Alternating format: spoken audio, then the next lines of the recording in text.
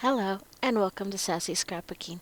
In today's video, I am going to walk you step by step through my process of creating this silver and blue snowflake floating Christmas card. So let's get started. In the Cricut Design Space, I've already gone ahead and used the insert shape icon to insert two squares. I've reshaped one of the squares to measure 8 inches in length by 6 inches in width, and the second square to measure 1.5 inches in length by 6 inches in width, leaving a 2.5 inch gap between both rectangles. I have also inserted a score line. Since I've placed my large rectangle at the 1 inch mark for the Y and the X axis, I'm going to place the score line at the 7 inch mark on the screen. This will actually create the score line 6 inches from the top of my large rectangle. Next, I'm going to go ahead and change the color of my images to match my cardstock a little better. Very visual, so I like to see the colors on the screen match as close as possible to the color cardstock that I'm going to be using. Okay, next, I'm going to select the score line, and I'm going to use the arrange feature and move the score line to the front. To save a little bit of time, I've gone ahead and used the insert image feature and inserted the two snowflakes that I'm going to be using for this card. I'm also listing the image numbers as well as the name of the Cricut cartridge. Selecting the green snowflake, what I'm going to do is ungroup the snowflake and take the top layer of the snowflake, place it over my blue images, try to center it in the white space in between the two blue images, and I'm actually going to use the arrange icon, the align icon, and center the snowflake, and then using my arrow down key, I'm going to bring the snowflake down to roughly what is going to be the center of the bottom half of the card. Now on to the second snowflake. I'm going to go ahead and basically do the same procedure I did with the green snowflake to the pink snowflake. I'm going to select the pink snowflake, ungroup it, and then take the top layer, the pink layer, and place it directly over the green snowflake. Now I'm going to go ahead and resize the pink snowflake. I'm going to take the corner icon here and I'm going to pull on it until the pink snowflake is just slightly smaller than the green snowflake. Now with the pink snowflake already selected, I'm going to go ahead and select the green snowflake and then use the align feature and center the pink snowflake directly on top of the green snowflake. Select the green snowflake and duplicate the green snowflake and set it aside for the moment. I'm going to go ahead and take the pink snowflake and place it on top of my duplicated green snowflake. And let me just get rid of these other two snowflakes because I'm not going to use them. Now selecting the green snowflake, I'm also going to select the blue rectangle images and weld them together. Once the welding has been completed, I'm going to go ahead and select both the green and the pink snowflake, and then using the align feature, I'm going to choose the center option to center the pink snowflake on top of the green snowflake. With both snowflakes still selected, I'm going to group them together and place them directly over the blue snowflake image of the card.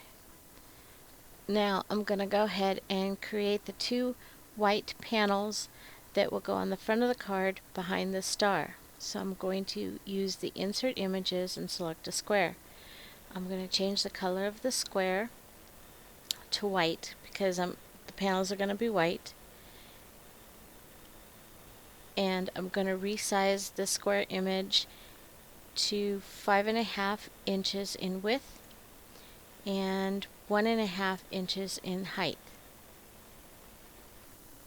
With the white panel selected, I'm going to go ahead and click on the duplicate icon and create a second panel for the bottom half of the card.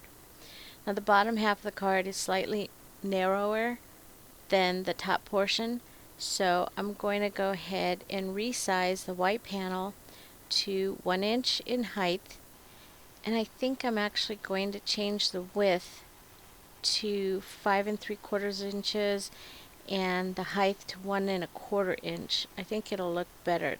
I definitely like that better. So I'm going to go to the upper panel, and I'm also going to change the width of the upper panel to 5.75 inches in width. And I'm going to change the height to 1.75 inches. And reposition it again, and I like that much better.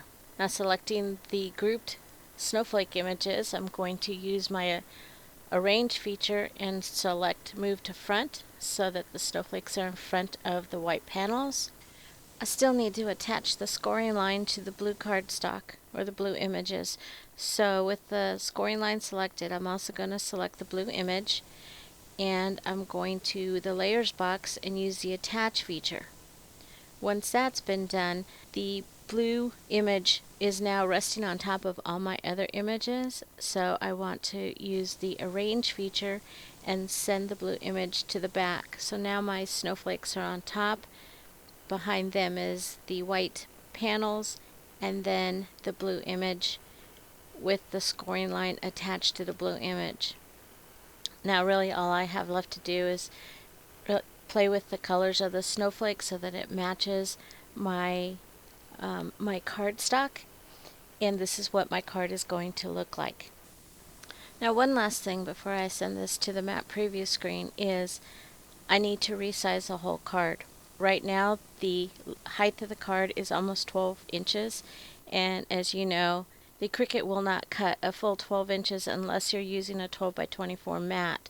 I'm going to be using a 12 by 12 cutting mat, so I need to go ahead and select all my images, group them together, and I can now adjust the height of the card to 11 inches. Now I can send all the images to the map preview screen to ensure that the cuts are going to be the way I'm expecting them. In the map preview screen, it gives me a chance to review all the cuts and the positions of the cuts. In this case, normally I would move all my cuts to the 1 inch mark, both on the X and the Y axis, but because I'm cutting at 11 inches, I'm actually going to end up leaving the blue image right where it's at the very top corner. And it looks like my snowflakes and panel images are also looking good. So let's go ahead and send the images to be cut on the Cricut Explore. Off camera, I made one more cut. I cut a piece of white cardstock to measure 5 by 5 inches. And now all we have to do is put our card together. First of all, we need to take the blue cardstock and go ahead and fold it in half at the score line. And I'm going to go ahead and attach the white cardstock to the inside of the blue cardstock, and this is for the sentiment page. It's also going to show through behind the silver and the blue snowflake. Next, I'm going to use my tape runner again and attach the white panels to the front of the card. Now remember, the shorter of the two panels goes on the bottom of the card, and the taller of the two pieces fits at the top of the card. Off camera, I've placed some double-sided foam tape on the back of the blue snowflake. And once I've removed all the paper backing, I can place the blue snowflake directly on top of the front of the card, making sure to match up all the snowflake branches to the snowflake on the card. Now for the silver snowflake. With the silver snowflake, the branches of the snowflake are so narrow. I'm going to take my mini foam squares and I'm going to cut them in half, and then using a pair of tweezers, I'm going to set those pieces on the branch of the snowflake. Then removing the paper backing from the double-sided foam tape, I'm going to position the silver snowflake directly over the blue snowflake. Last but not least, I'm going to go ahead and add a little blue gem to the middle of the snowflake, and I'm going to use a glue spot. I'm using the Elmer's Craft Bond glue spots. It's just a medium-sized pop-up, and I'm going to go ahead and attach it to the center of the silver snowflake, and my card is done. At this point, I'd like to take one more moment of your time and thank you for watching my video at Sassy Scrapbooking. Please subscribe to my channel and watch my other videos. I will continue to add new videos as my adventures with the Cricut Explorer continue. Bye for now.